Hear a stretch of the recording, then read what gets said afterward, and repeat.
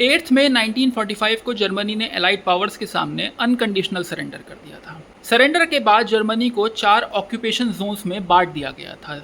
Soviet union eastern Germany को occupy कर रहा था, यूएस के पास सदर्न जर्मनी था, जो ब्रिटेन था वो नॉर्थ वेस्ट जर्मनी को ऑक्यूपाई कर रहा था, और जो फ्रांस था वो साउथ वेस्ट जर्मनी को ऑक्यूपाई कर रहा था।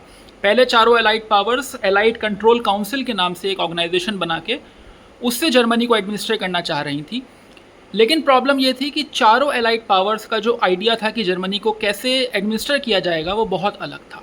बर्लिन में ये प्रॉब्लम और भी ज़्यादा स्ट्रेंज थी। बर्लिन सोवियत जोन में, सोवियत ऑक्यूपेशन जोन में सिचुएटेड था, काफ़ी डीप, लेकिन फिर भी इस शहर में 4 ऑक्यूपेशन जोन्स और शुरुआत में सब कुछ ठीक चल रहा था, हारमोनियस था, कॉपरेशन मिल रहा था, लेकिन उसके बाद डिसएग्रीमेंट्स आने लगे। सोवियत यूनियन चाहता था कि ऑपरेशन बारबरोसा के समय जो जर्मनी ने तबाही मचाई है सोवियत यूनियन में, उसका वो रेपरेशंस दे, लेकिन वेस्टर्न अलाइज ये मानते थे कि अगर जर्मनी रेपरेशंस देगा तो उसकी जो इकनॉमी है वो काफ़ी बुरे हाल में चली जाएगी, वो इकनॉमिकली रिकवर नहीं कर पाएगा।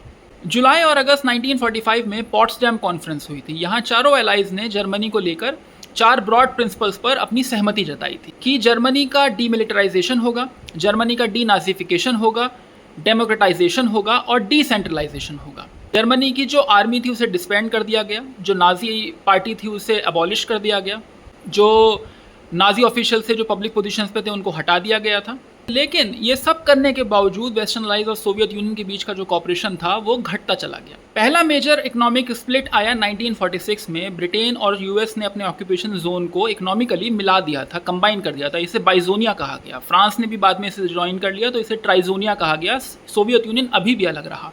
1948 के जून में वेस्टर्न अलाइज ने एक नई करेंसी निकाल दी जिसे डॉच मार्क कहा गया। सोवियत यूनियन ने इस पर ऑब्जेक्ट किया।